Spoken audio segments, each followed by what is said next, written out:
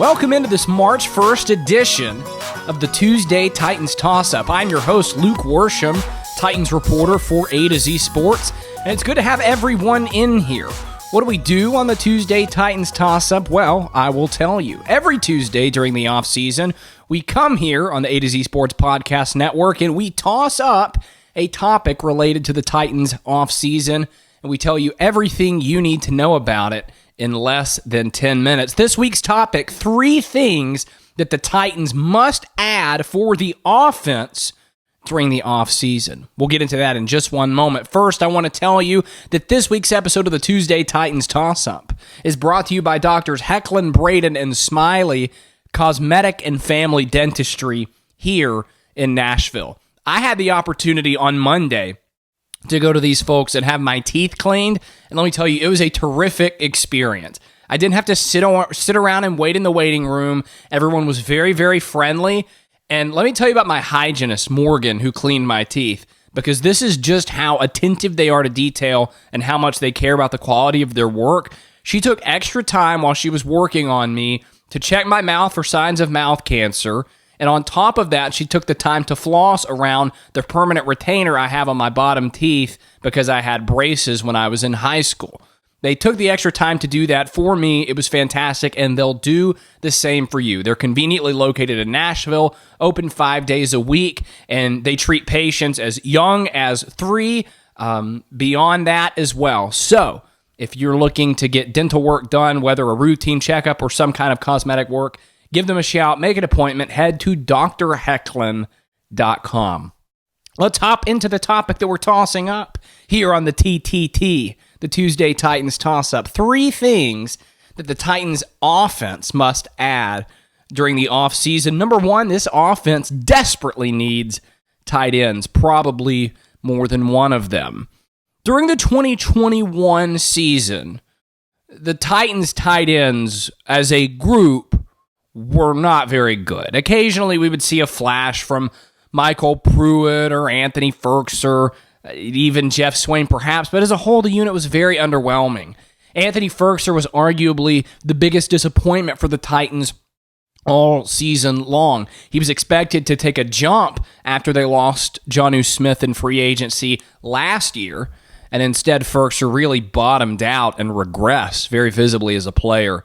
And Jeff Swain is just not someone that you want to have to rely on for a heavy share of snaps in the NFL in 2021. He's very slow, and a lot of people think, for whatever reason, that he's a really good blocker. But go back and watch this guy block. He's not as good as you think he is at that. All that to say, all 3 of those guys, Ferkser, Pruitt, and Jeff Swain, are impending free agents. And so with that being the case, the Titans are probably going to be without all 3 of them in 2022, meaning that during the offseason, they've got to get some tight ends in here to really fill a new group of players at that position. What would really help them, I think, is to find a versatile player, someone who can block and also contribute in the passing game. And in recent years, the tight ends that have had the most success in the NFL have not been first-round draft picks.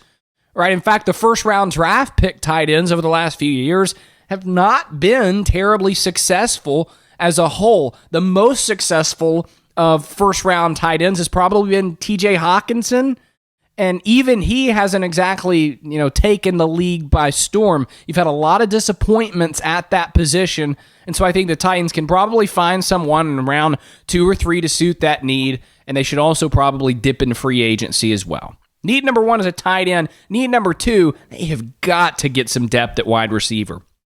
That's what John Robinson told the Tennessean when he did an interview with them during the Senior Bowl, and I 100% agree, as does, I think, anybody who watches this Titans team. Your top 2 guys, so long as they are healthy, and of course with Julio Jones, that's a big if, but your top 2 guys are fine, right? A.J. Brown's a really, really good player. And Julio Jones, though unreliable as far as his availability is concerned, can still win one-on-one matchups with ease, even at his age. But beyond that, it's a whole lot of nothing. I do like Nick Westbrook-Ikhine. I think he has value as a player. He can play multiple positions. He can slide in. He's a smart player.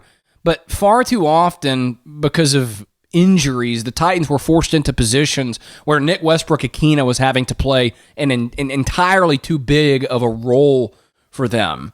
And so what I want the Titans to do this offseason is to go get multiple wide receivers that could start if necessary.